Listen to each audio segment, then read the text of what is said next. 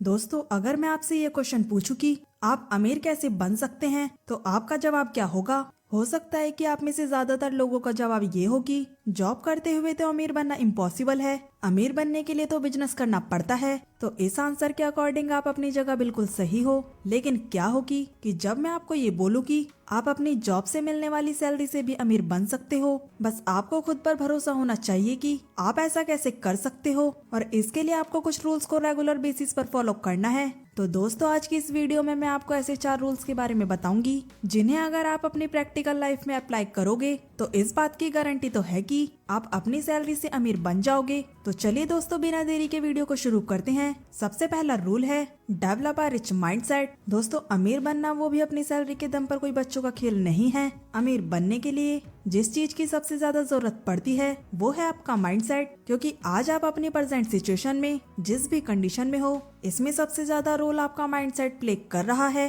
For example, मान लो कि 2 इंसान हैं, हर्ष और देव। तो इन दोनों को 1 करोड़ रुपए दिए जाते हैं। अब इतने पैसे मिलने के बाद हर्ष सबसे पहले शॉपिंग करने में लग जाता है। वो आईफोन खरीदता है, एक्सपेंसिव एक्सेसरीज और गैजेट खरीदता है, फिर घूमने के लिए जाता है, बड़े बड़े 5 स्टार होटल में टाइम स्पेंड करता है। और हर्ष ऐसी हर वो चीज उन्हें 1 करोड़ रुपए से करता है जिससे कि उसे अमीर होने का फील आए। अब इसी चक्कर में कुछ समय बाद ही उसका पूरे 1 करोड़ रुपए खर्च हो जाता है और 1-2 साल के अंदर ही वो वापस से अपनी पहली वाली कंडीशन में चला जाता है। जबकि 1 करोड़ रुपए मिलने के बाद देव सबसे पहले ये एम रखता है कि उसे इस 1 करोड़ को 10 करोड़ रुपए बनाना है। इसके लिए वो सबसे पहले अपनी स्किल्स और नॉलेज पर फोकस करता है और ये आइडेंटिफाई करता है कि उसमें 1 करोड़ को 10 करोड़ बनाने वाली काबिलियत है भी या नहीं। और नॉलेज गेन करने के लिए वो बिजनेस, फाइनेंस और इन्वेस्टिंग की बुक्स पढ़ता है, सक्सेसफुल लोगों की कामयाबियों की रणनीतियाँ सीखता है, मोटिवेशनल और बिजनेस डिस्कशन के सेमिनार को अटेंड करता है और अमीर बनने के लिए रिक्वायर्ड स्किल्स को सीखने के लिए वो कई वैल्यूएबल कोर्सेज भी करता है। फिर वो अपने पैसों को स्मार्ट तरीके से इन्वेस्ट भी करता है, जिससे कि बढ़ते टाइम के साथ साथ उसकी इन्वेस्टमेंट वैल्यू भी ग्रो होगी, यानी कि उसका पैसा बढ़ेगा। इसलिए आने वाले कुछ सालों में ही अपनी स्किल्स और इन्वेस्टिंग के दम पर देव के 1 करोड़ रुपए बन जाते हैं पूरे 10 करोड़ रुपए। तो यहाँ पर आप ये देख सकते हैं कि दोनों को स्टार्टिंग में सेम अमाउंट दिया गया था, पर फिर भी कुछ सालों के बाद हर्ष की कंडीशन पहले जैसी हो गई और देव और ज्यादा अमीर बन गया। तो दोस्तों, ऐसा होने का सबसे बड़ा कारण है माइंडसेट। हर्ष का पुअर माइंडसेट, यानी कि उसे करोड़ों रुपए कमाने नहीं थे, उसे तो बस करोड़ रुपए खर्च करने थे अमीर दिखने के लिए और शो ऑफ करने के लिए। जबकि देव का था रिच माइंडसेट और उसको अमीर बनना था, इसलिए सबसे पहले उसने 1 करोड़ को 10 करोड़ बनाने की सोचा, जिसके लिए उसने सबसे पहले स्किल्स और नॉलेज पर ध्यान दिया। पहले उसने सीखा और फिर इन्वेस्टिंग भी की और इसी वजह से वो पहले से भी ज्यादा अमीर बन गया। तो इस एग्जाम्पल से आपको तो पहले ये समझ आ ही गया होगा कि आपकी प्रेजेंट सिचुएशन चाहे जैसी भी हो, ये ज्यादा मैटर नहीं करता। मैटर करता है तो सिर्फ आपका माइंडसेट। अगर आपका अमीरों वाला माइंडसेट है और अगर आप अमीरों की तरह सोचते हैं तो आज नहीं तो कल आप डेफिनेटली अमीर बन ही जाओगे, अन्यथा आपकी हालत भी हर्ष जैसी ही रहेगी। इसलिए सबसे पहला रूल यही है कि खुद के अंदर रिच माइंडसेट डेवलप करो। अब दूसरा रूल ये है कि understand the difference between need and want. Suppose करे कि आपको कोई प्रोडक्ट पसंद आ गया है जिसका प्राइस है 20,000 रुपए और आपको ये प्रोडक्ट लेने का बहुत मन कर रहा है, तो आप क्या करो कि 1 महीने तक रुक जाओ। अगर आपको 1 महीने तक उस प्रोडक्ट के बिना जीने में कोई दिक्कत नहीं आती है तो फिर इसका मतलब ये है कि ये आपकी वांट है जिसकी आपको अर्जेंटली कोई जरूरत नहीं है, तो आपको इसको नहीं खरीदना चाहिए। इससे आपके 20,000 रुपए बच जाएंगे। और अगर 1 महीने में उस प्रोडक्ट के बिना जीने में मुश्किल आए तो आपको उस प्रोडक्ट की जरूरत है, ये आपकी नीड है और आपको इसको खरीदना चाहिए। और अगर 20,000 रुपए आपके लिए बहुत ज्यादा है तो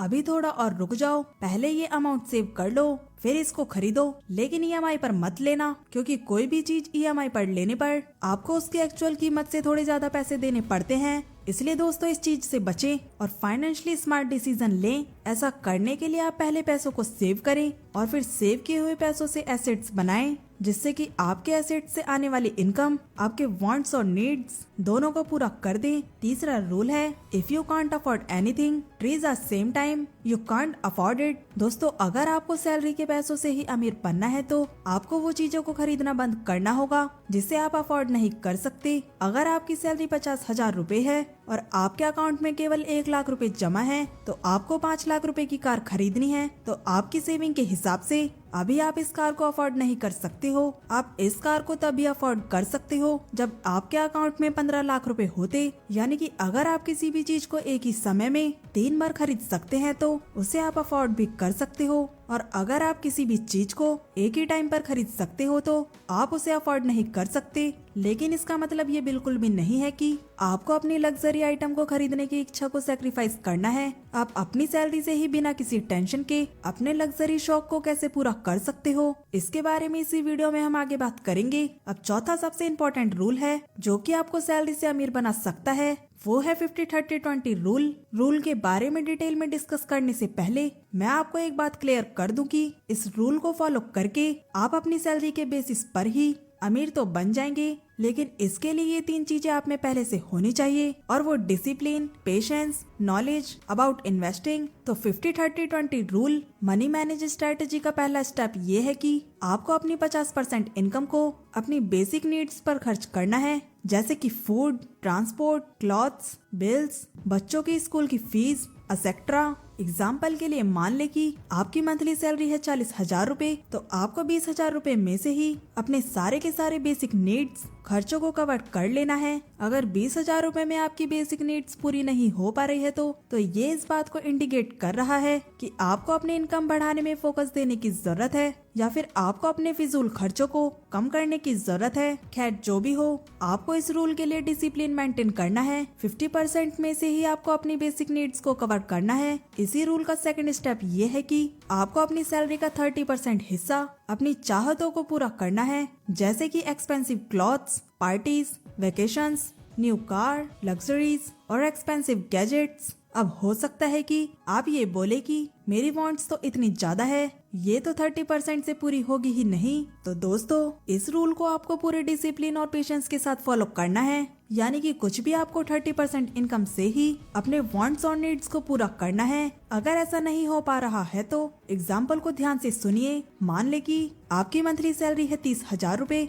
और आपको 18,000 रुपए का मोबाइल फोन लेना है, पर ये 18,000 रुपए का मोबाइल फोन आपके इनकम का 60% पैसा है, तो आपको इस फोन को लेना चाहिए? बिल्कुल भी नहीं। इस महीने आप अपनी सैलरी का 30% पैसा यानी कि 9,000 रुपए सेव करो और अगले मंथ की सैलरी का वेट करो। फिर जब आपको अगले मंथ की सैलरी मिल जाए तो उसका भी 30% यानी कि 9,000 रुपए सेव कर लो। अब जो आपने पिछले महीने 9,000 रुपए सेव किए थे और इस मंथ जो 9,000 रुपए सेव किए हैं, तो इन दोनों को मिलाकर 18,000 रुपए हो जाते हैं। तो अब आप इससे 18,000 रुपए का मोबाइल फोन खरीद सकते हो। तो दोस्तों, अब इस एग्जाम्पल से आप तो ये समझ ही गए होंगे कि अगर आपकी सैलरी 30% इनकम के अकॉर्डिंग आपकी वांट्स के लिए सफिशिएंट अमाउंट हो रहा है, तो तब इस 30% का यूज अपने वांट्स पर यूज कर सकते हो। अन्यथा आप वेट कीजिए और ठीक वही कीजिए जो मैंने आपको इस फोन वाले एग्जाम्पल में बताया है, यानी कि आपको उस टाइम तक वेट करना होगा जब तक कि आपके पास उस वांट्स को पूरा करने के लिए पैसे जमा ना हो जाएं। अब इस रूल का तीसरा स्टेप ये है कि आपको अपने बचे हुए 20% सैलरी का हिस्सा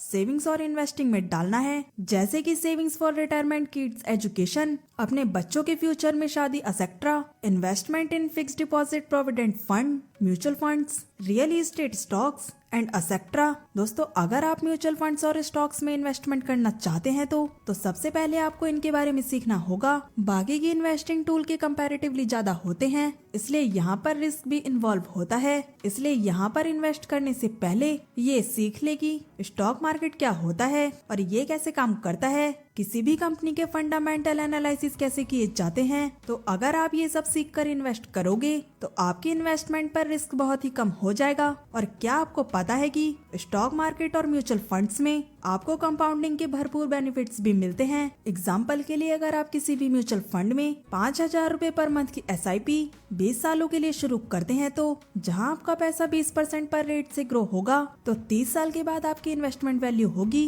1.5 करोड़ और आपके टोटल अर्निंग होगी 1.46 करोड़ और आपने टोटल अमाउंट डिपॉजिट किया था सिर्फ 12 लाख रुपए। तो ये मैजिक आपको केवल म्यूचुअल फंड और स्टॉक मार्केट में ही देखने को मिलेगा। इनफैक्ट स्टॉक मार्केट में कई बार 20% से ज्यादा, 50%, 100%, 200% और यहाँ तक कि 1000% तक भी रिटर्न मिल जाता है। तो दोस्तों यही था हमारा 50-30-20 रूल। और दोस्तों एक और जरूरी बात, इस रूल को फॉलो करते करते जब आपकी सैलरी और एक्सपीरियंस दोनों बढ़ जाते हैं, जैसे कि मान लीजिए कि आपकी सैलरी 30,000 से बढ़कर 50,000 हो जाती है, तो आप इस रूल में थोड़ा सा चेंज कर दें, यानी कि 40% for basic needs, 20% for wants और desires and 40% for savings and investing. यानी कि आपका 50-30-20 रूल हो जाएगा 40-20-40 पर। ऐसा तभी करें जब आप 50-30-20 रूल को फॉलो करते करते आपके इनकम और एक्सपीरियंस भी बढ़ जाएं। जब आपको ऐसा लगने लगे कि अब 40% से आपकी बेसिक नीड्स पूरी हो सकती है, तभी 40-20-40 पर जाएं। तो दोस्तों मैंने इस वीडियो से जो आपको नियम बताए हैं, अगर उससे आप स्ट्रिक्टली डिसिप्लिन और पेशेंस के साथ फॉलो करते हैं तो आप फाइनेंशियली स्ट्रगल भी नहीं करोगे और लॉन्ग टर्म में आप करोड़पति भी बन जाओगे। बस आप इन्वेस्टमेंट डिसीजन को स्मार्टली कीजिए और फिर कंपाउंडिंग की पावर का मैजिक भी देखिए। तो दोस्तों उम्मीद करती हूँ कि आपको इस वीडियो से काफी वैल्यू मिली होगी। आपको वीडियो पसंद आई है तो वीडियो को लाइक करें और कमेंट करके जरूर बताएं और अपने दोस्तों के साथ शेयर करें और चैनल को सब्सक्राइब करना ना भूलें। सो मिलते हैं नेक्स्ट वीडियो में।